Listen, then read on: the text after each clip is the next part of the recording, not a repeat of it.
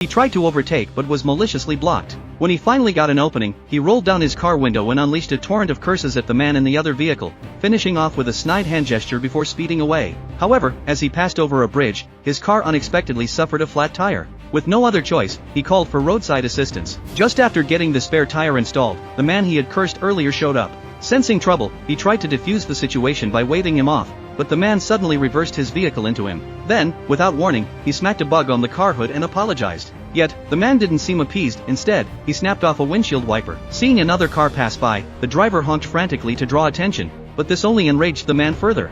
He hurled an object at the window, attempting to break it. Panicked, the driver called the police. When the window held firm, the man climbed onto the hood, pulled down his pants, and mockingly cleaned the windshield. Helpless and humiliated, the driver could only turn his head away. After thoroughly mocking him, the man finally seemed ready to leave. But the more the driver thought about it, the angrier he became. Fueled by rage, he started his car and rammed into the man, sending him flying. Terrified, the man begged for mercy, but the driver was relentless and shoved him right off the bridge and into the river. Watching as the overturned vehicle sank and went silent, the driver was thrilled. He went back to tightening screws on his spare tire, only to see the man smashing his way out of the submerged car and scrambling onto the bridge. Furious, the driver reversed his car, stomped on the gas, and charged again. The man, realizing what was coming, hurled himself off the bridge to avoid being hit. Determined to finish him off, the driver turned around for another strike. But this time, his spare tire came loose, and the car spun out of control, plunging into the river alongside the man. The airbags deployed, knocking the driver unconscious. The man, now emboldened, caught up to the car, tossed away the driver's belongings from the trunk,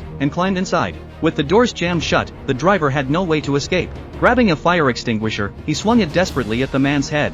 In the cramped, submerged space, the two fought with all their strength, neither willing to yield. The driver turned the extinguisher on him, filling the car with smoke. Enraged, the man landed a flurry of punches, and the driver, growing weaker, finally managed to pry open the car door. As he attempted to crawl out, his neck became entangled in the seatbelt. Sensing his impending doom, the man opened the gas tank, stuffed his sleeve into it, and lit it on fire before trying to make his escape. But just as he thought he was safe, the driver, seemingly revived, grabbed his leg and dragged him back into the car. When rescue crews finally arrived, they found no trace of the incident. Just as they crossed the bridge, an explosion erupted below. By the time the police arrived, they were baffled by the scene. Inside the car, the two men were locked in an embrace, oddly looking quite happy together.